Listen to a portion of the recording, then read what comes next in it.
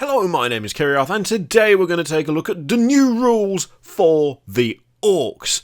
Oh yeah, okay, so, I'm quite looking forward to this. Orks, one of my first loves. I had a Speed Freaks army back in the day. I've not dipped back into Orks yet, although frankly, the temptation is always there, because you've got to do a bit of kit bashing with Orks, and everything I make is kit bashed, so there's a constant temptation right in the back of the head, but I've resisted so far.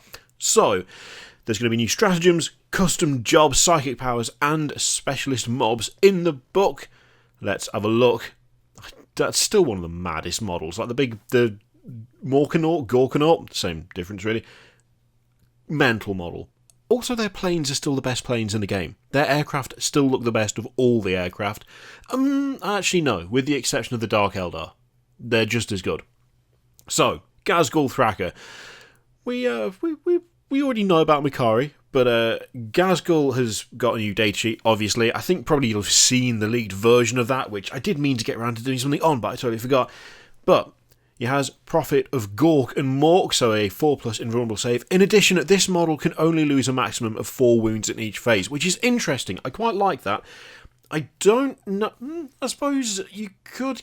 You can get away with a little bit more. You can get away with a little bit more with that. He's not going to just die to shooting instantly. Might still be able to pull off some nasty damage on him straight off the bat, but he's not just going to capitulate instantly, which he shouldn't. It's Gaz. I mean, that's that whole thing of losing important or kind of chunky models straight off the bat is never all that fun to be on the receiving end of. I quite like that as a way round it. I believe he's got 12 wounds, so he was going to last a little bit longer. I think he's maybe a bit more versatile than he looks. I mean, you can always pull off just a distraction card effects thing with Gaz, to be honest, but I think you may be able to stratagem teleporter him, maybe. But I don't know, that's the 4+ invulnerable is of course welcome. The ability to only lose a maximum of 4 wounds in each phase does give him that little bit extra survivability, which I do like. So he also has Mork's Roar and Gork's Claw. You can probably guess which is which. The gun is 36-inch range, Assault 12, Strength 5, AP -1, Damage 1. Assault 12 is lovely, and I'm happy. I mean, it's a 4-barreled gun. If it was like 4 shots, that would have been garbage. 12, I like that. And Gork's Claw is, of course, melee. Strength ×2, AP -4, damage 4. So, yeah, that's painful. Damage 4 is nasty, but fitting, because it's Gaz. Also, the claw is bloody massive, so you'd expect it to do a shell load of damage. So, he can forcefully take charge of an Ork army from any clan, and his Great War ability still works on all Orks, which is nice. So friendly Ork infantry units within 6 inches of this model can be chosen to charge with, even if they advance this turn. In addition, add 1 to the attacks characteristic of models in friendly Ork infantry units whilst their unit is within 6 inches of this model, if their unit made a charge move this turn. So it still allows stuff around him to absolutely run in and beat the shit out of things. Of course, very fitting. So, he's a Goth at heart and gets more benefits in a Goth army. So I like the fact that you can just have him forcibly take over, but yeah, he's still Goth. So, clan psychic powers. So, each of the 6 Ork clans all get a new psychic power, which can be selected instead of generating one from the wild discipline. The Blood Axes get Clever Talk, which allows you to be dead gunning before you get dead brutal. Okay. So, Clever Talk. The weird boy psychically intercepts the communication frequencies of the enemy, emitting the exact transmissions from his extended maw. The Blood Axes use this tactical knowledge to ambush their foe. That's great. So, Clever Talk has a warp charge value of 6. If manifested, select 1 enemy unit visible to the Psycho. Until the start of your next psychic phase, that unit cannot fire Overwatch at Blood Axe units from your army, and cannot be chosen to fight until all eligible Blood Axe units from your army have done so. Oh, that's a bit nasty. Oh lord, I like that. That's funny. That's cool. But that's no Overwatch in fighting last, just forced to fight last. Oh, nice. Okay, so specialist mobs. So sometimes orcs throw off the constraints of their clan and instead group together with other like-minded greenskins.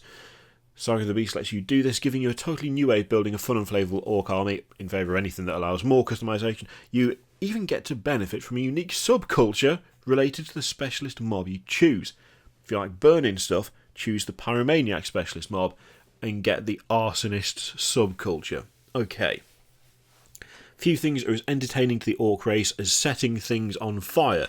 No few become pyromaniacs, so obsessed with setting things, enemies, and indeed each other on fire that it becomes their sole driving purpose. You can re-roll any and all of the dice when determining the number of shots made for burner scorches, burner bottles, burner exhausts, killer jets, and scorching missiles equipped on models in a unit with this subculture. When resolving an attack made with the melee profile of a burner equipped on a model with this subculture, you can re-roll the wound roll. And when resolving burner bomb's ability, you can add 1 to each roll. I like that. I mean, re-rolling any and all dice when determining the number of shots is... I like that a lot. I like that a lot. That's funky. That's cool. I mean, that's like... Oh my... Yeah, that's fun. Again, this feels like a bit... It feels like it's going a bit more towards like the orcs I remember, but... Okay, so there's also custom jobs. Orc mechs never stop messing with their creations, always tinkering and experimenting, but when it works, the results can be... We're not saying that. So, you can have Orkimatic pistons. Surprisingly difficult. Walkers fitted with the pistons are hyper-aggressive and traverse the battlefield at terrifying speeds. Killican's Death Dread's Morkanaut or Gorkanaut unit only add 3 inches to the unit's move characteristic. You can re-roll advance rolls made for the unit. Okay, well, I don't need a Death Dread army. I don't need that. That's not something I need. And yet, I would love to have an Orc Death Dread army with a bunch of killer cans fully sprinting across the field. That's, again, I like it. An extra 3 inch to the move characteristic. Oh, that's... Yeah, oh man. Oh no. Oh dear. I don't need another Dreadnought army. It's not something I need. That's a beautiful sight. That picture there. That's I like that. Look at all the vehicles. Oh, it brings memories back. Memories back in my old Speed Freaks force, that does. Okay, so they don't usually bother with things like tactics or strategy. They leave that boring stuff to other races like the Umis. That's not to say they don't have a few tricks up their sleeves on the battlefield. They don't really have sleeves. I'm assuming that the little star on the end of sleeves will be pointing out that they don't really have sleeves. Want to make your burner boys and looters more reliable? Then bring in a clever spanner. So it's 1 command point, just generic stratagem by the look of it. Some minor mech boys put their twisted genius to good use with the looters and burner boys.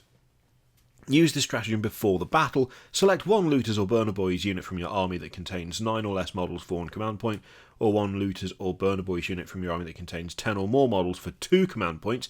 Oh, a scaling stratagem. Okay.